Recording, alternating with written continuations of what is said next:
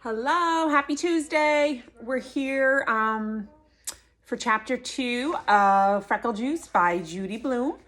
I hope you enjoyed chapter 1, and here we go. Let's find out what's going to happen next. That night, Andrew had trouble sleeping.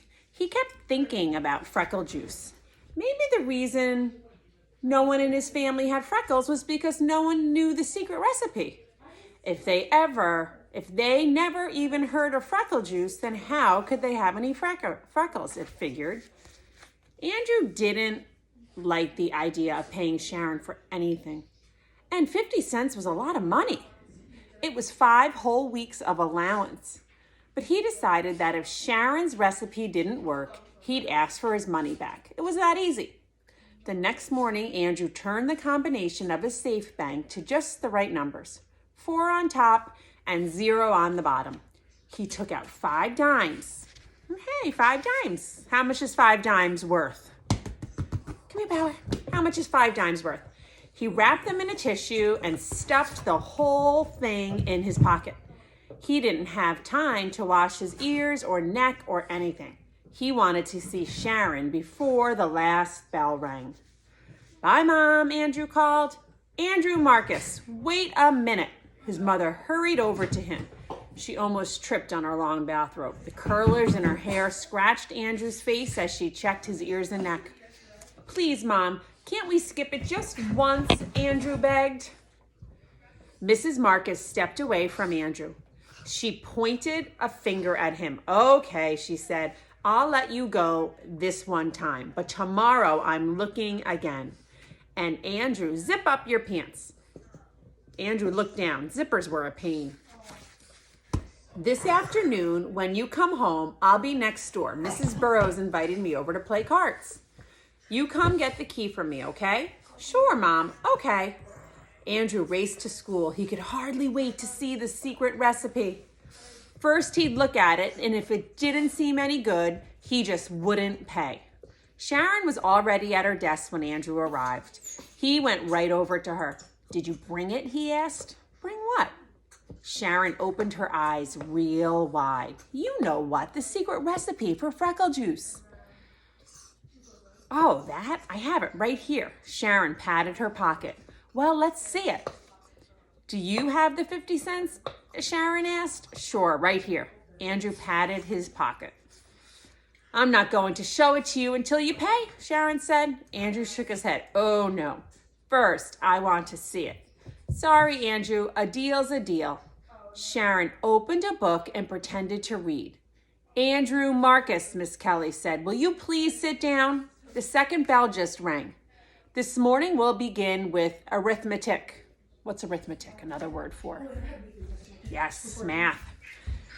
Nikki, please pass out the yellow paper. When you get your paper, begin working on the problems on the board. Andrew went to his seat. Then he took the tissue with the 5 dimes out of his pocket. He held it near the floor and aimed it toward Sharon. She sat in the next row. Sharon stuck out her foot and stepped on the tissue. Then she slid it over until she could reach it with her hand. She bent down and picked it up. Miss Kelly didn't notice. Sharon counted the 5 dimes. Then she took a piece of folded up white paper out of her pocket and threw it to Andrew. It landed in the middle of the aisle.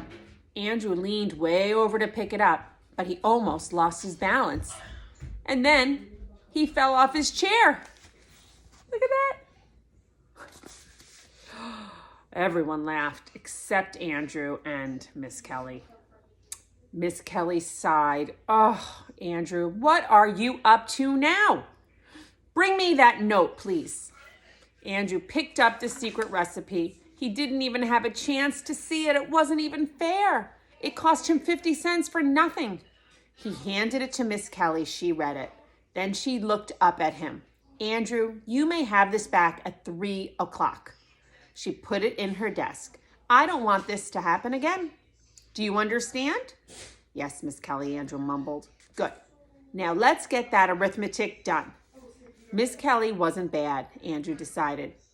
She could have ripped up the recipe or sent him to the principal's office or even made him stand outside in the hall by himself. Andrew could hardly wait for 3 o'clock to come. He didn't bother counting Nicky Lane's freckles. Soon he'd have his own. When the second bell finally rang and the class marched down the hall, Andrew went up to Miss Kelly. She held the piece of white paper and waved it at him. Here's your note, Andrew. I have the feeling it's important to you, but from now on, you must pay attention in class. Andrew took the recipe from Miss Kelly. After tomorrow, I won't have any trouble paying attention, he promised. Just you wait, Miss Kelly. I won't have any trouble at all. And that's the end of chapter 2. Chapter 3 will start tomorrow. Maybe you can have some conversations with some of your family members on what you think might happen to Andrew when he goes home. What will he do? What will his family think? Will the freckle juice work? What are your thoughts?